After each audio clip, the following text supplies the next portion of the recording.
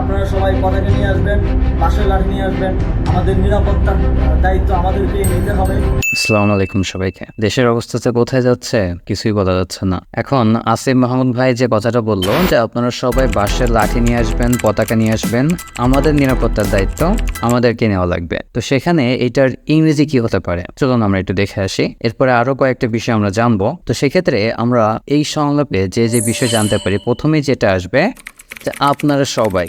তো আপনারা সবাই এভরিওয়ান অথবা অল অফ ইউ, যে কোনো একটা বললেই হয়ে যাচ্ছে, সমস্যা নেই, আপনি যে কোনো একটা বলতেই পারেন। এরপরে যেটা আছে যেটা হলো বাঁশের লাঠি। তো বাঁশের লাঠি, বাঁশ ইংরেজি কি? ব্যাম্বো। ঠিক আছে, বাঁশ ইংরেজি হচ্ছে ব্যাম্বো। আপনার স্ক্রিনে লেখা দেখতেই পাচ্ছেন, স্পেলিংটা একটু খেয়াল করে নেবেন, ব্যাম্বো। এরপরে হচ্ছে স্টিক। এখানে একটা বিষয় আছে, এখানে কি স্টিক হবে নাকি স্টিক্স হবে, মানে এই পাশে কি আপনার এস যুক্ত করা হবে নাকি এস বাদেও হয়ে যাচ্ছে, এটা একটা বিষয় আপনাদের কনফিউশন থাকতে পারে। তো সেখানে একটা বিষয় খেয়াল করুন, সংলাপে যেটা বলা আছে যে আপনারা সবাই, মানে অনেক মানুষকে কিন্তু বলা হচ্ছে, যেহেতু অনেক মানুষ এই জন্য এই জায়গায় এস যুক্ত হবে, কিন্তু আমি তো সিঙ্গেল রাখতেছি, জাস্ট বাঁশের লাঠি, এই জন্য আমি আর এসটা লিখি নাই। এটা হলো বিষয়টা, ঠিক আছে? তো এটা একটু খেয়াল করে নেবেন এখানে। ওকে, এরপরে যেটা আছে নিয়ে আসবেন। তো নিয়ে আসে ইংরেজি কি?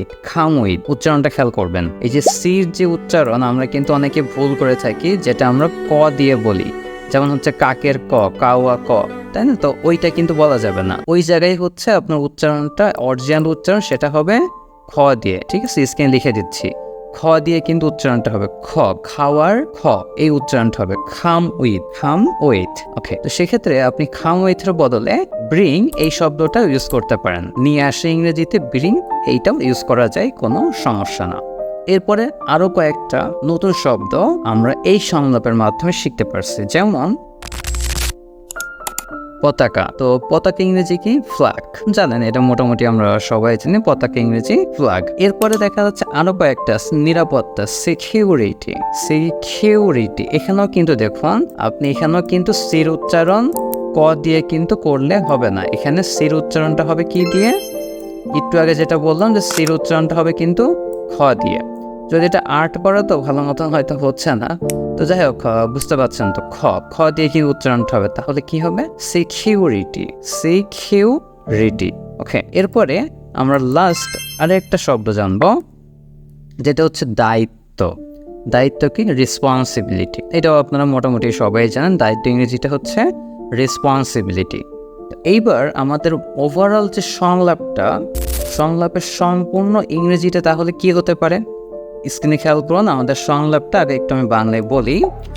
আপনারা সবাই বাঁশের লাঠি নিয়ে আসবেন এবং পতাকা নিয়ে আসবেন, আমাদের নিরাপত্তার দায়িত্ব আমাদেরকেই নিতে হবে। ওকে, তো সেক্ষেত্রে ইংরেজিটা যদি আমি এক লাইনে বলি, তাহলে ইংরেজিটা কেমন হচ্ছে স্ক্রিনে খেয়াল করবেন। Everyone should bring bamboo sticks and flags, and we must take responsibility of our security. এইবার ভালো মতো একটু বুঝেন যে কেন আমি এই শব্দগুলো এখানে ইউজ করলাম। যেমন প্রথমেই যে শব্দটা শুড, এইটা কেন ইউজ করলাম?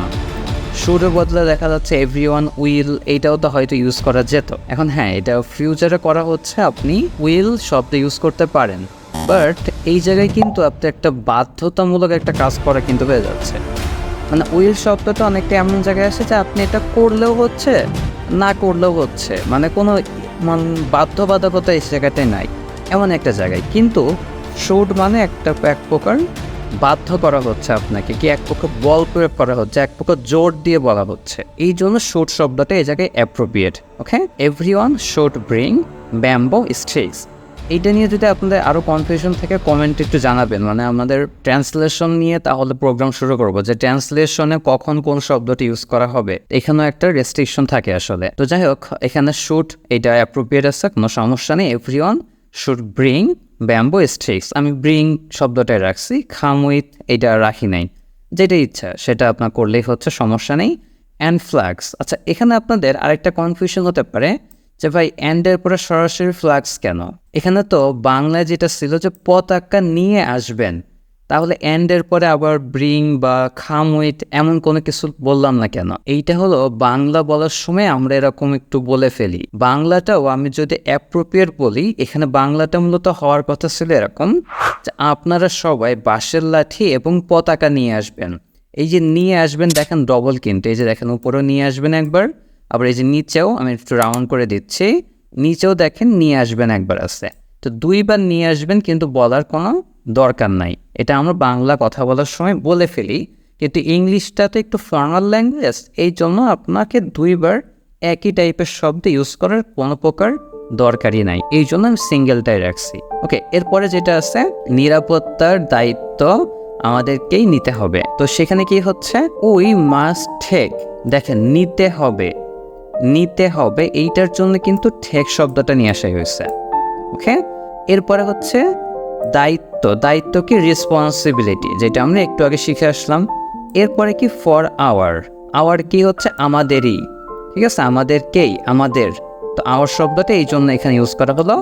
এরপরে আসছে সিকিউরিটি, ওকে, ফর সিকিউরিটি, এটা হলো বিষয়টা। ওকে, তো সেক্ষেত্রে আমাদের তাহলে যেই বিষয়টা করতে হচ্ছে, আমি যদি এক টানে একটু সম্পূর্ণ বিষয়টা একটু বলে দিই, স্ক্রিনটা একটু ক্লিন করে দিই। তো সংলাপটা কি ছিল, আপনারা সবাই বাঁশের লাঠি নিয়ে আসবেন এবং পতাকা নিয়ে আসবেন, আমাদের নিরাপত্তার দায়িত্ব আমাদেরকেই নেওয়া লাগবে।